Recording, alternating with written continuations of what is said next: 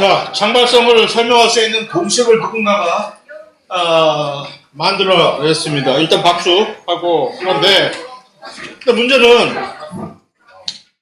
제 생각에는 이 공식, 물론 근본적으로 맞는 공식인데 그렇다는 얘기죠. 그러니까 우리가 장발성이라고 하는 문제를 가지게 되는 이유는 항상 이것만을 보기 때문인데, 그러니까 요 변수인 알파가 부분들이 모여서 생기는 고유한 특성이라는데, 이 알파를 그냥 이렇게 단순하게 알파로 처리하면 이 알파가 예를 들어서 이 알파에 얼마나 많은 변수들이 있는지도 모르고, 그 다음에 이들이 플러스가 될지, 그 다음에 이것이 제곱이 될지, 3승이 될지, 그 다음에 이것이 이것과 곱하기를 해야 될지, 또는 어떤 경우에 나누기가 돼야 될지를 전혀 가늠을 못한다는 거예요.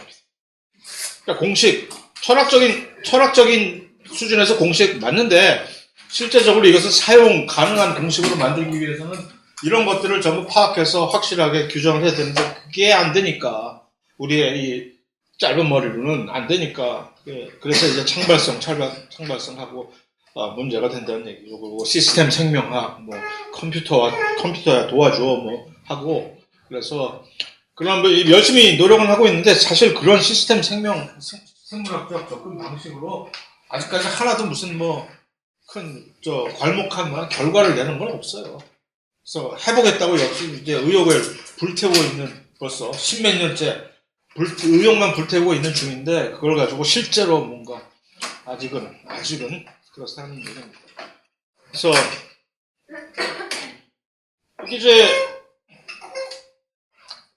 비슷한 얘기는 한데, 사실 창발성의 문제가 되는 거는 귀납적인 방법이 사실 대충 일부만을 가지고서 유추를 해가지고서 이것들이 이런 식으로 모이면 이런 식으로 될 것이라는 것을 예측을 하는 그런 접근 방식이기 때문에, 귀납적인 방법으로 많은 경우에 귀납적인 방법을 그냥 무분별하게 사용을 하면, 일단 전제가 귀납적인 방법의 이 추론 방식은 이 A 플러스 B 플러스 E가 전부 이렇게 하면 항상 이것이 돼야 된다라는 것은 전제로 깔고 하는 것이기 때문에 그것이 조금 위험하다고 이제 얘기를 하잖아요.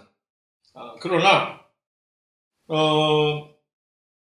100% 창발적인 개념을 그런 식으로, 창발성의 개념은 이런 귀납적인 방법에서의 문제점이 창발성으로 드러난다라고 일부가 얘기를 할 수 있으나, 그것이 같은 100% 동일한 얘기는 아닙니다. 그래서 그래, 비슷한 얘기다라고 얘기를 할 수 있고. 자, 이거는 아까 얘기했잖아요. 그래서 서로 순환을 하니까 ATP를 늘리면서 ADP를 일부러 인위적으로 따로 우리가 관리할 필요 없이, ATP가 늘어나면 당연히 풀이 있는 거니까, ATP와 ADP가 순환하는데 그 각자의 풀이 있어서 ATP의 양이 많아지면 ADP가 상대적으로 적어질 수밖에 없는 거지. 그러다가 이제 또 돌아가면 그 상대적으로 이게 전체가 역전이 되는 것이고. 자, 이거 좋은 질문인데, 이거 나중에 가면 나오긴 하는데, 운동 단백질이 이게 이런 식으로 이 그리면 슬라이드는, 여러분들의 그 강의 자료에 보여준 그 슬라이드는 사실 바이오 렌더라고 하는 요즘 프로그램, 핫한 프로그램인데, 생명과학에 관한 그림들을 막 이렇게 올려놓고 돈 내면 다운받아가지고 사용해서, 거기서 제가 돈을 좀 내던 시절에, 옛날 리즈 시절에 돈을 내고, 그거 꽤 비싸요. 1년에 구독료가 4, 50만 원 하는데, 내고 근데 쓰다 보니까 차라리 이거 내가 그리는 게 낫겠다 싶어가지고, 구독 취소하고 하던 건데, 좀 잘못된 그림이지, 사실. 예술적으로는 예쁘게 그린 것이긴 한데, 이게 붙어 있지 않고, 얘는 뭐냐면, 얘가 바로 이것을 이제 수성소낭이라고 얘기를 하지? 이 안에다가 여러 가지 물질들을 이제 세포의 위치 A에서 B로 이동할 때 이런 식으로 포장을 해가지고서 움직이는데, 그걸 이제 오전에 가서 우리가 살펴볼 얘기고, 그것을 이 운동 단백질이라고 하는 애가 이렇게 마치 팔을 가지고 지금 거꾸로 매달아놔서 그런데, 이거 이렇게 거꾸로 뒤집으면 이렇게 지고서 한 걸음 움직이는 거지. 그러니까 얘하고 얘는 분리된, 지금 두 개 서로 다른 물질입니다. 운동 단백질은 여기까지. 얘네들이 각각의 수성 소량을 하나씩 잡고서 이렇게 무슨 뭐 함대비처럼 한 걸음 한 걸음 움직일 때마다 돈 달라고 이제 하면서 움직이는 게. 돈이 뭐냐? ATP 한 번을 매겨줘야 요 거림, 얘가 다리인데, 이 다리가, 얘는 뭐냐면 우리의 액틴이라든가, 무슨 미세 소관이라든가 하는 그 세포 골격이 우리 세포 안에 무슨 철길처럼, 레일처럼 쫙 깔려있어. 그 위를 얘네들은, 운동 단백질은 딱 부착을 해서 이제 걸어 다닐 수가 있는 능력이 있다는 거지. 단백질이. 신기하게. 어떻게 걸어? ATP를 한 방 먹이면 ATP가 ADP로 가수분해가 금방 되잖아요. 되면서 이 단백질의 구조가 바뀌는 거지. 그러니까 ATP라는 창을 여기다가 팍 꽂아버리면 이렇게 잔인한 설명을 하지. ATP라는 창을 꽉 꽂아버리면 이 운동 단백질이 아프다고 아파 하면서 이렇게 허리를 막 뒤틀는 거예요. 아파서. 그러면 이제 이게 움직이지. 아우 아파. 그리고 이제 ATP 빠져. ATP로. 그런데 ATP를 또 하나 꽂아. 하면서 이게 바로 운동 단백질이 한 걸음씩 이렇게 옮겨가는 메커니즘입니다. 그러니까 ATP가 막연하게 우리는 ATP는 에너지야. 어떻게 ATP가 에너지로 사용이 된다는 얘기를 좀 더 구체적으로 설명해달라 그러면 이런 식으로 구조를 변화시킬 수 있는 인산기라는 거, 그 인에 붙어 있는 그 강력한 음이온, 차지된 음이온들이 이 단백질들의 구조를 막 뒤틀리게 만들어가지고서 순간적으로. 그러고 나서 ATP는 ADP로 변환해서 날아가 버리고. 그런 식으로, 움직이는 겁니다. 이게, 그렇죠. 상동구조.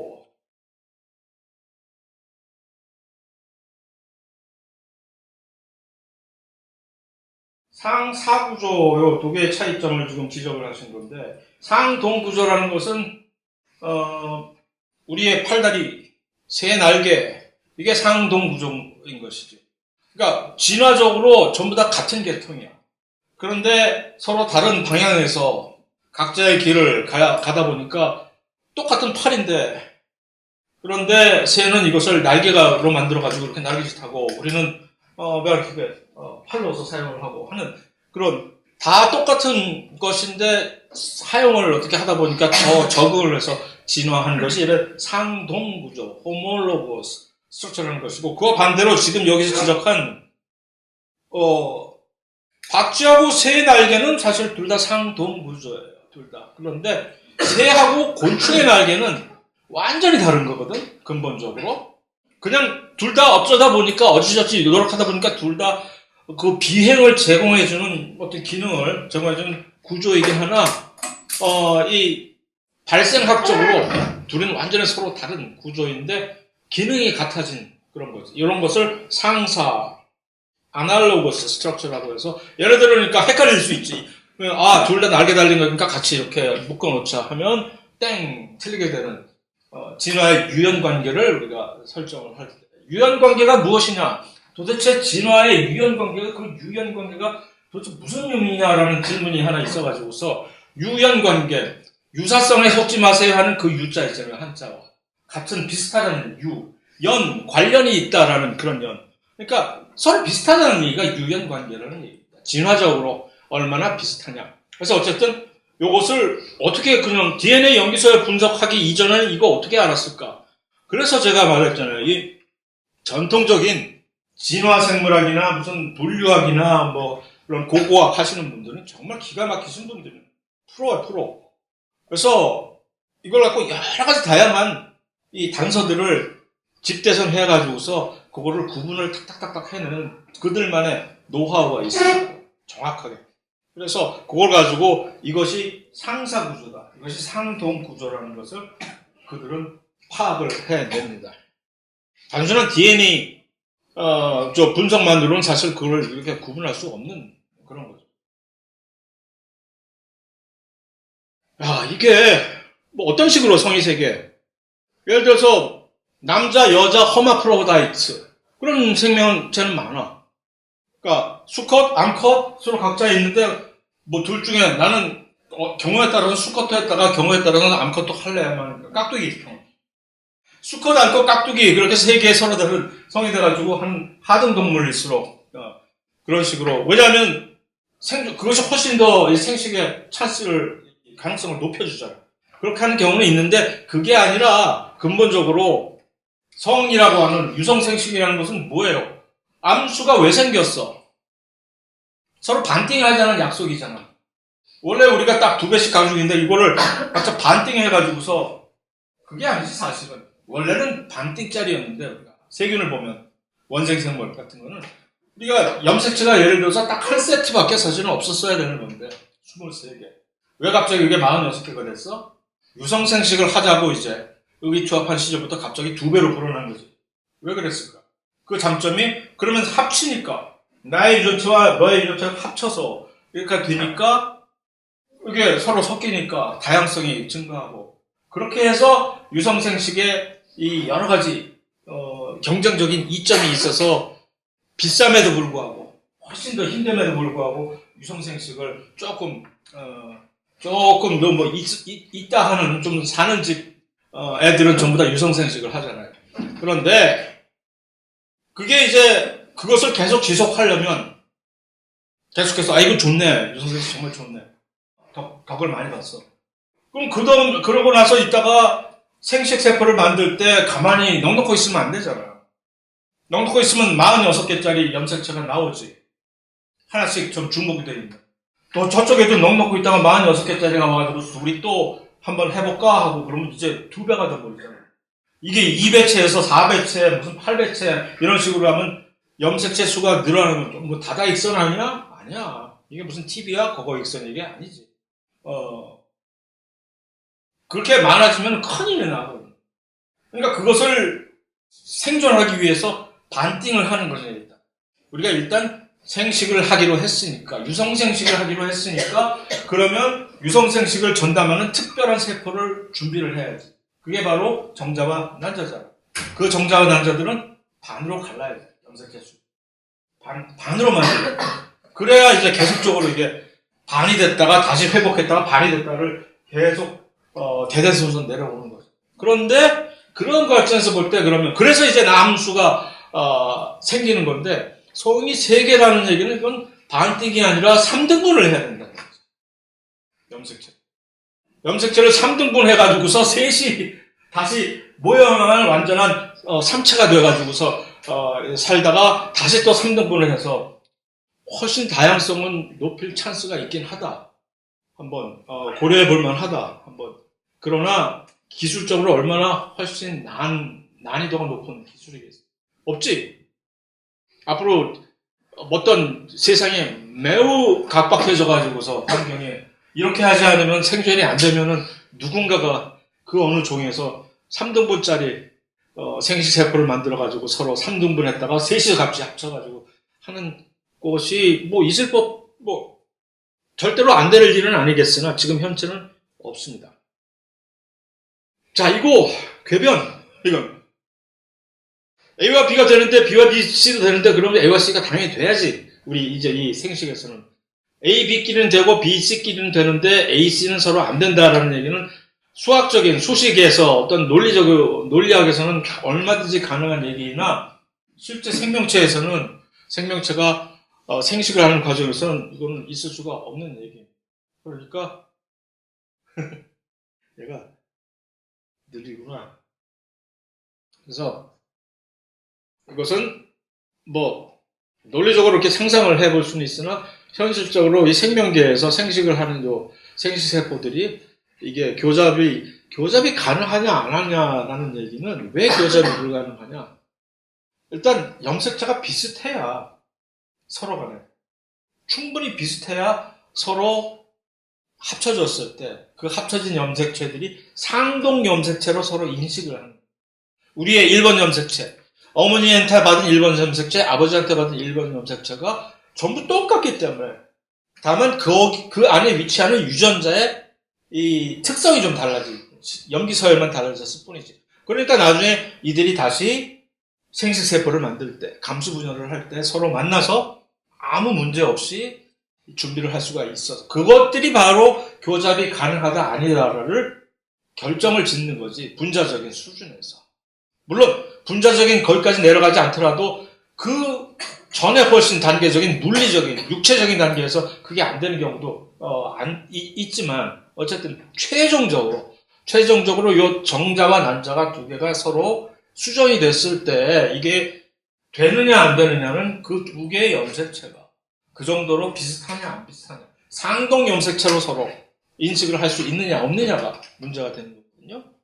그런 개념에서 A와 B가 서로 이런 식으로 교접이 가능하다는 얘기는 그런 식으로 상동 염색체가 된다는 얘기이고, 다만 이것이 그런 염색체 수준이 아니라 저는 좀 더 높은 큰 단계에서 얘기를 하는 거예요 라고 생각을 한다면, 야, 이거는 생식 방법이 두 개 이상의 서로 다른 생식 방법이 존재하는 것으로서 뭐 아주 매우 이상한 복잡한 얘기가 되는 거지. 어쨌든 현실적으로 이런 일은 없습니다. 얼마나 달라져야 도대체, 다르면 안 된다고 하는데 도대체 얼마나 달라져야 이게 안 된다는 얘기입니까? 염기서열 자체는 그것을 우리가 이제 판단을 할 수 없게끔 만듭니다. 염기서열 문제가 아니에요. 염기서열 문제가 아니라 그 구조적인 문제. 지금 얘기한 이 둘이 서로 두 염색체가 상동 염색체 구실을 할 수 있느냐라는 얘기. 그러니까 염기서열의 차이만, 유전자의 어떤 특정한 유전자의 염기서열 차이만 보면은 이 둘이 같은 종에 속하는 것인지 아니면 서로 다른 종에 속하는 것인지를 판단할 근거는 없는 거죠. 다만 딱 한 가지, 이 둘이 처음엔 똑같았는데 둘이 갈라진 지 얼마나 기간이 되는지는 판단할 수 있으나, 얘네들이 아직도 같은 종이야? 얘네들이 아니면 얘네들은 더 이상 같은 종이 아니야? 는 염기서열만으로 판단이 안 되지. 그건 해봐야 하는 거지. 빛이 없는 밤의 식물들은 무엇을 하고 놀까요? 식물도 미토콘드리아가 있잖아요. 그래서 궁극적인 그들의 에너지 조달원은 미토콘드리아에서 발생하는 ATP거든요. 다만 그것을 위해서는 밥이 필요한데 그 밥을 우리는 어디 가서 딴 데서 약탈해서 먹지. 식물들은 약탈하지 않고 스스로 지어서 먹는다는 그 차이가 있다는 얘기죠. 그래서 밤에는 무엇을 하느냐? 광합성 안 되니까 이제 낮에 열심히 일했던 그거 혼자 몰래 먹는 거지. 가서 엽록체 안에 저장해뒀던 녹말을 뽀개가지고서 자기가 맛있게 냠냠 먹거나 아니면 불쌍한 밑에 있는 뿌리 같은 친구들한테 이렇게 나눠주거나 설탕의 형식으로 그런 식으로 살아갑니다. 그러니까 에너지의 축적이 일어나는, 에너지가 만약에 그런 저장 물질이라고 얘기를 한다면 녹말의 형태로 엽록체에 그득하게 저장을 해놓다가 밤에 이제 지가 먹거나 아니면 밖에다가 주거나 이렇게. 그 한계는 결국 이것이 똑같이 될 때가 아니겠어요? 그러니까 이것이 계속적으로 엔트로피가 증가한다는 얘기는 그만큼 뭔가 아직도 화학 반응이 일어날 만한 여지가 있다는 얘기죠. 그게 정말로 모든 전 우주에서 화학적인 평형 상태가 도달을 한다면 반응 전과 반응 후가 에너지 준위가 똑같아지니까 더 이상 아무런 반응도 일어나지 못하는 전 우주적으로 그런 상태가 되면은 더 이상 커질 엔트로피가 없어지는 거예요. 이렇게 되나 저렇게 되나 엔트로피가 똑같은 양이 돼. 자, 그래요. 기초 대사율이 높으면 별로 살이 안 찐다고 축복받은 얘기죠. 그런데 그 반전은 그렇게 되면 꼭 건강에 오래 살 가능성이 낮다. 이게 왜 그럴까? 가능성이 맞아요. 뭐 대충 맞는 소리일 수도 있는 게 기초 대사량이 높다는 얘기는 뭘까? 이씨. 기초 대사량이 높다는 얘기는 그만큼 대사가 활발하다는 얘기는 그만큼 에너지가 많이 먹어도 살이 안 찐다는 얘기는 그것이 에너지로 전환이 잘 된다는 얘기 아니에요. 그러니까 그거는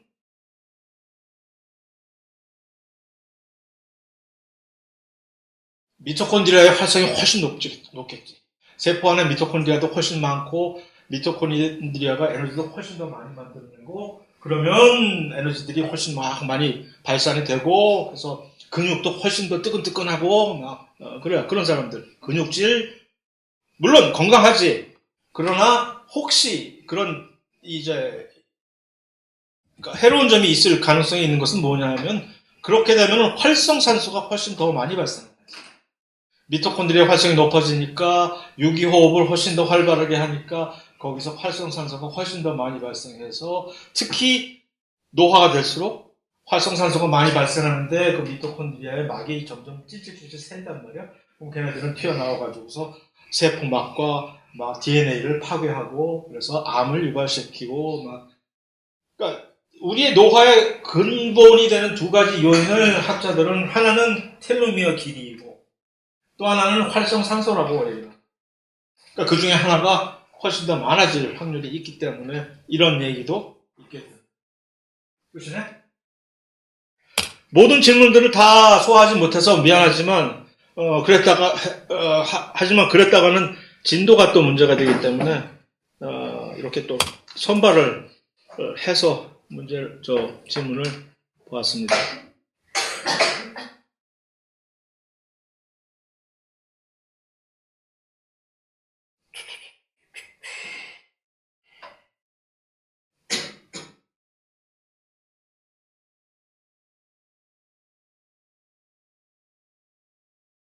동위원소 가지고 별짓을 다 한다는 그런 얘기입니다.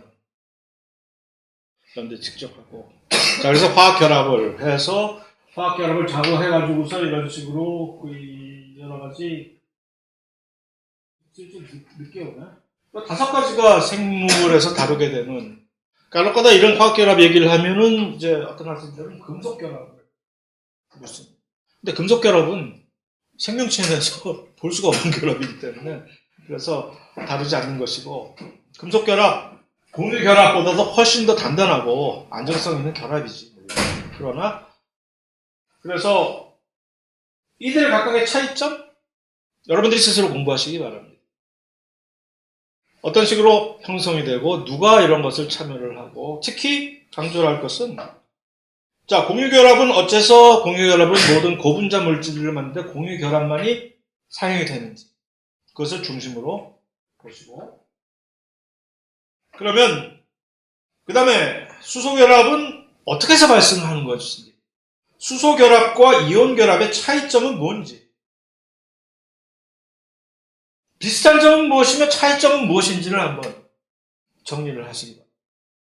수소결합과 이온결합의 두 유사점 그러나 근본적으로 이 둘이 다른 점 얘는 뭐야? 반데르발스 인력이라는 건 얘는 도대체 뭐야, 정체가. 또 한 가지. 왜 반데르발스 인력은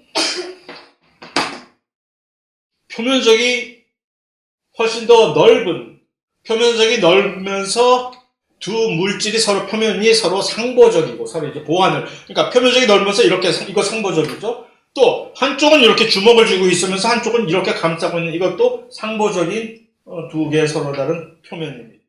어쨌든 간에 같은 질량을 가지고 있는 두 물질이 반데르발스 인력에 의해서 서로 결합을 하려고 할 때 어째서 같은 질량인데도 불구하고 두 개가 기왕이면 표면적이 서로 넓은 두 지역이 어째서 반데르발스 인력이 더 큰지 에 대해서 정리를 생각을 아니면 이해를 하시기 바랍니다. 뭐 정리할 필요는 없지. 그걸 이해를 할 수 있으면 돼.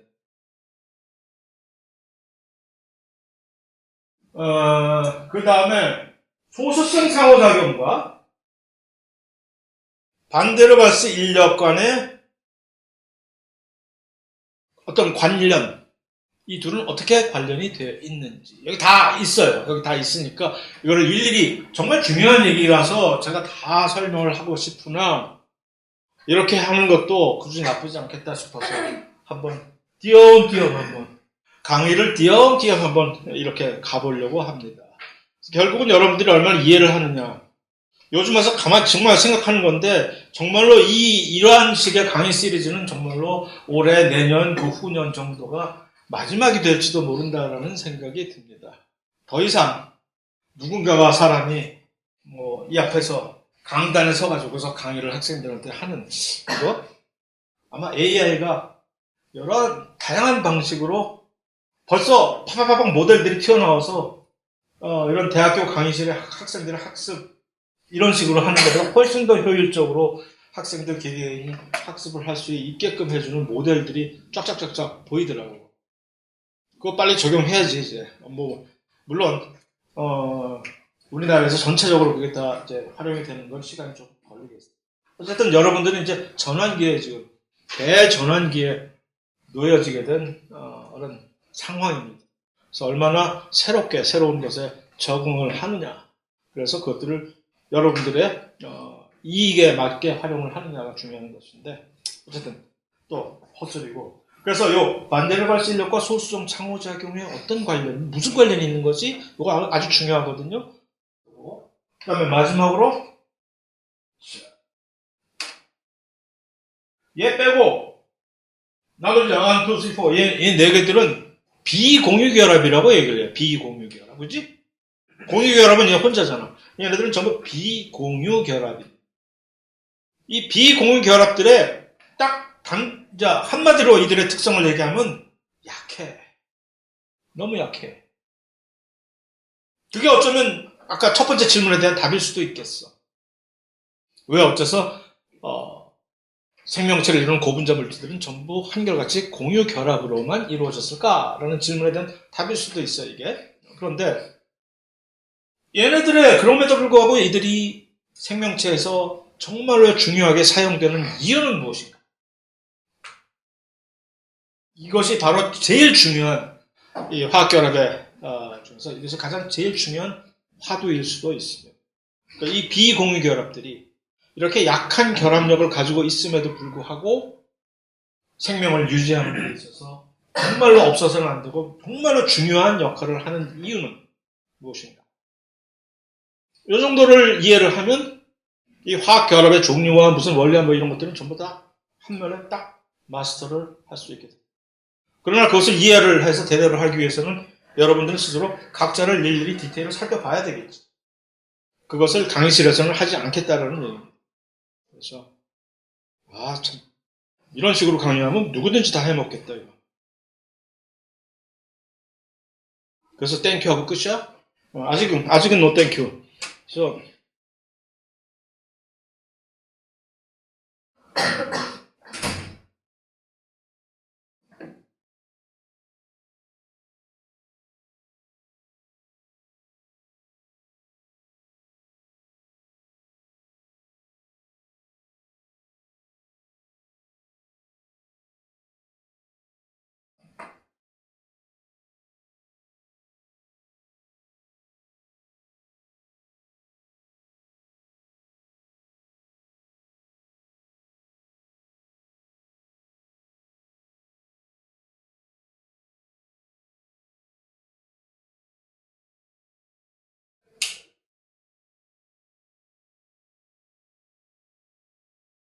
내가 지금 무슨 짓을 저지른 거야? 4장까지도 다 끝내버렸네?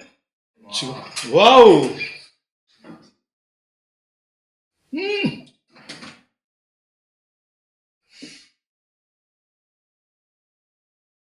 쿨.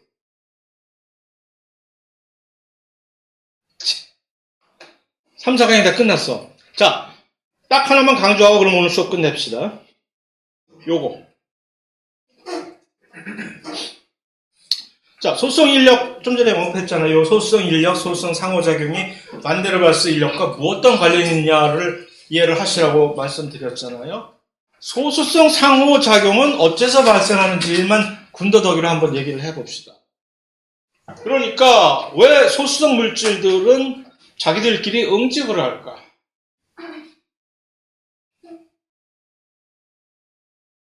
예를 들어서 물이 이렇게 있는데 물에다가 기름 한 몇 방울 떨어뜨리면 기름 방울들이 중구난 방울로 이렇게 딱 퍼지는 것이 아니라 자기들끼리 가운데로 뭉쳐서 이렇게 응집을 하잖아요. 기름, 소수성 물질이잖아요. 소수성 물질과 친수성 물질의 차이 아시죠? 제가 따로 설명할 필요 없죠? 왜 이들이 친수성이고 왜 이들이 소수성이냐만 알면 되는 거지. 친수성 물질들의 특성은, 화학적인 특성은 뭐예요? 한마디로 두 글자. 극성. 소수성 물질들의 화학적 특징은 세 자로 비극성. 그것이 왜 물과의 친화도를 결정하느냐? 물이 극성이기 때문에. 극성은 서로, 그러니까 물이 달려 들어가서 물의 플러스 쪽, 물의 마이너스 쪽에 있는 이 인력들이, 그 차지들이, 극성 물질들과 서로 반대 방향의 인력으로 계속 끌어당기기 때문에 이들은 물과 어울리는데 아무런 문제가 없는 것이. 그런데 이 친구들은, 소성 물질들은 자기들끼리 뭉친단 말이에요. 우리는 그냥 이걸 설명할 때 소성 물질들은 물을 싫어해서 그래. 단어 그 자체가 그렇잖아요. 하이드로포비. 난 물은 진짜 지긋지긋해. 라고. 그래서 물을 어떻게 해서든지 물과의 접촉을 최소화할 수 있는 방법이 이거밖에 없어. 라고 얘기를 하잖아. 네, 맞아. 맞는데, 왜 얘네들은 물과의 접촉면을 최소화해야만 될까? 그러니까 이제 뭉치게 되는 거야. 왜 그럴까? 뭔가, 다 대답을 하려고 나가 눈을 맞추려고 막 그러는데 기회를 줘야지. 아니야? 왜 그럴까? 이거 자발적으로 일어나거든. 그러니까 소수성 분자들이 참 희한한 게 소수성 분자들이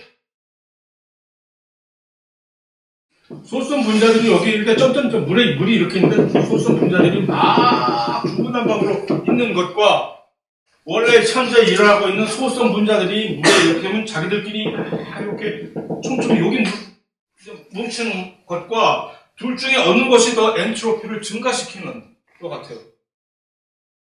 위아래.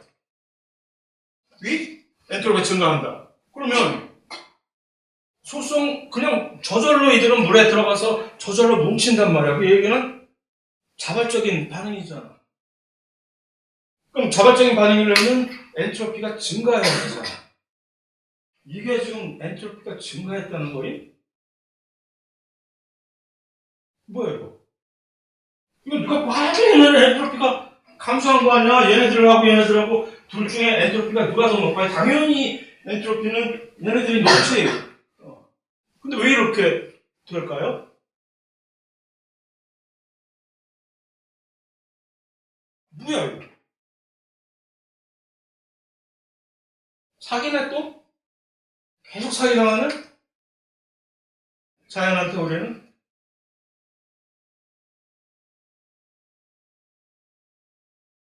얘네들만 보면 소수성 물질들, 소수성 분자들의 관점에서만 바라보면 당연히 이게 엔트로피가 훨씬 더 낮아지지. 그러나 우주는 엔트로피의 요 소수성 분자들만의 지금 엔트로피를 지금 챙기나? 최소한 이 전체에 담겨있는 이 물과 소수성 분자들 간의 엔트로피의 전체 총합을 보겠지. 이게 엔트로피가 전체적인 엔트로피가 훨씬 더 증가를 했다니. 이거보다. 왜? 무슨 소리야? 이게 어떻게 해서 여기에 있는 엔트로피가 얘보다 훨씬 더 증가를 하는 거야? 물 분자라는 거야. 물 분자. 막 돌아다녀. 물이 왜 액체입니까? 물 분자가 왜 액체야? 수소결합이. 약한 수소결합이. 원래는 얼음이 되면 그 약한 수소결합들이 막 물 분자 하나당 일정하게 2개씩 다다다닥 수소결합을 이루고 있기 때문에 요지부동으로 고체가 되어버렸는데 액체인 물은 그 수소결합이 지 멋대로 깨졌다가 결합을 했다 그 자유로운 영혼이 돼가지고 그래서 그 엔트로피가 얼마나 자유롭고 좋아요. 엔트로피가 매우 높은 상태란 말이에요. 그러니까 자연적으로 좋아해 물도. 아우 좋아. 근데 갑자기 여기에 소수성 물질들이 막 박혔어. 소수성. 얘네들은 서로 결합을 못해. 소수성 물질이기 때문에 물이 예전처럼 친수성 물질이 왔을 때처럼 막 이렇게 들어와서 건드리고 야야야 뭐 하고 이렇게 접촉을 못한단 말이야. 그러니까 긴장이 되지. 그 긴장을 유지해야 되는 지역이 전체적으로 깔려 있다는 거지. 물들의 입장에서는 정말 너무너무 불편한 거야. 이거 어떻게 해야 돼 이거. 그것을 얘네들이 알아서 자기들이 이렇게 보여주면 덕분에 이 바깥쪽은 물들이 다시 그 높은 엔트로피를 유지할 수 있게 되는 거예요. 그래서 저절로 소수성 상호작용이 생기는 거야. 소수성 물질들은 서로 뭉치는 거야. 왜냐하면 모든 물질들은 지구 안에서 이 모든 물질들은 특히 생명 물질들은 결국은 물하고 어떻게 지내는지 하는 그 법을 배우면서 태어난 물질들이라. 자, 이제 단백질의 경우를 생각합니다. 단백질이 일단 만들어졌어요. 단백질은 수많은 아미노산들을 부품을 조립을 해가지고 하나의 단백질이 만들어졌어요. 그러면 아미노산들은 친수성 부위와 소수성 부위들이 있다. 그래서 어떤 특별한 아미노산은 훨씬 더 소수성 특성을 띠는 아미노산이 있고, 어떤 아미노산은 20가지 종류의 아미노산들이 여기 개입을 하는데, 친수성을 띠는 아미노산들도 있어. 근데 이들이 무작위로 지금 순서로 연결이 되어 있고 단백질 하나가 탄생을 했어. 그 탄생의 장소는 어디예요? 마구간이 아니라 물이야. 물속이야. 단백질이 이렇게 탄생을 했어. 그럼 어떻게 될까? 일단 소수성 부위들 있잖아. 단백질에 있는 소수성 부위들 어떻게 될까요? 지들이 알아서 스스로 몸에 기죽어. 젖부드러워. 이런 일. 그리고 단백질의 껍질은 누가 차지를 해? 친수성 아미노산들이. 이게 저절로 되는 거예요. 저절로. 그러니까 단백질이 그럼으로써 3차 구조가 저절로 형성이 되는 거죠. 그래서 우리는 단백질 접힘이라고 합니다. 그러니까 가만히 내버려둬도 무슨 설계를 막 해서 이 단백질은 이런 구조로 내가 설계를 해야 되겠다 하는 게 아니라 단백질의 아미노산의 순서만 정해지면 그들이 알아서 이 자연의 법칙대로 들어갈 놈은 들어가고 나올 놈은 나오고 해서 나름대로의 고유한 모양이 만들어진다. 그러니까 중요한 법칙은 바깥쪽은 친수성, 안쪽은 소수성 이 아미노산들로 이루어진 이런 것인데,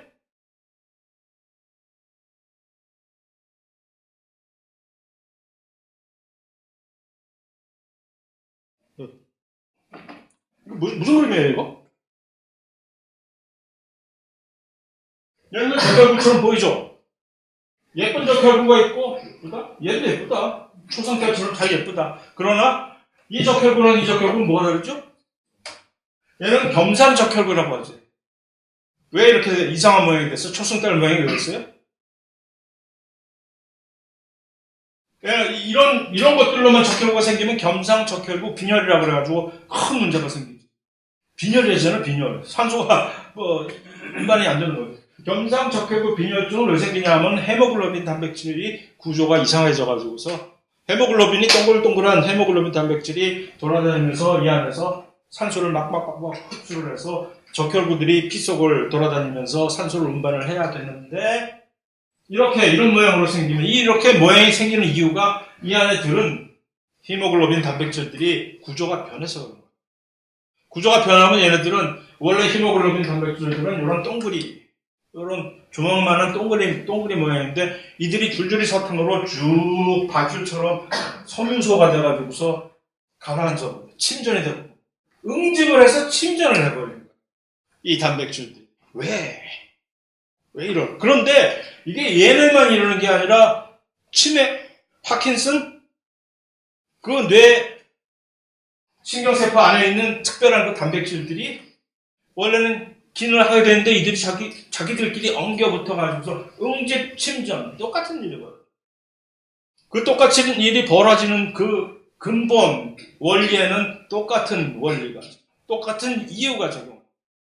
무슨 이유? 이 이유를 설명할게요, 그러니까. 굳이 괜히 내가 지금 여기서 무슨 치매, 파킨슨, 심지어 당뇨까지 설명 안 해도 요거 하나로 이렇게 되는 겁니다. 에이씨. 동글이 원래 소위 말하는 정상 돌연변이가 안 생긴 헤모글로빈 단백질인데, 얘네들이 단백질 구조가 변하게 되면 자기들끼리 이렇게 뭉쳐. 그래서 침전해. 적혈구 안에. 그럼 적혈구도 모양이 이상해지고 얘네들은 기능을 못하고. 자, 여기 뭐가 달라졌어요, 이거?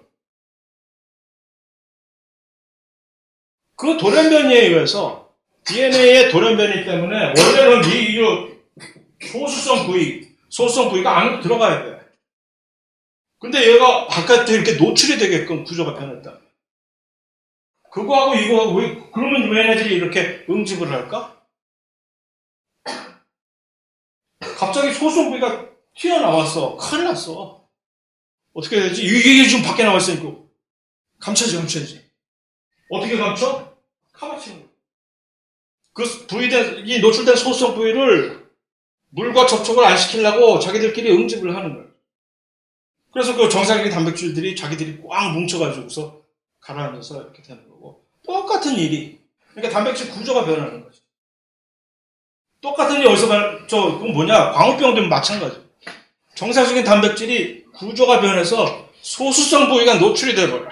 오이? 그러면 그 소수성 부위를, 노출된 소수성 부위를 막기 위해서, 가리기 위해서 자기들끼리 막 덮어주는 거야. 그래서 침전이 돼서 망가져버려. 그래서 그 소수성 상호작용의 원리와 그것이 단백질 구조가 변형된 단백질에 어떠한 이러한 심각한 영향을 미치게 되는지를 사실은 우린 이미 일반 생물학 수준에서부터 보게 되는 거죠. 굳이 저 위에 있는 무슨 위에까지 갈 필요 없이. 그 정도 하면. 자, 그럼 이제 다음 시간에는 실제로 곧바로 이제 4대 고분자 물질, 탄수화물부터 이렇게 들어가면 됩니다.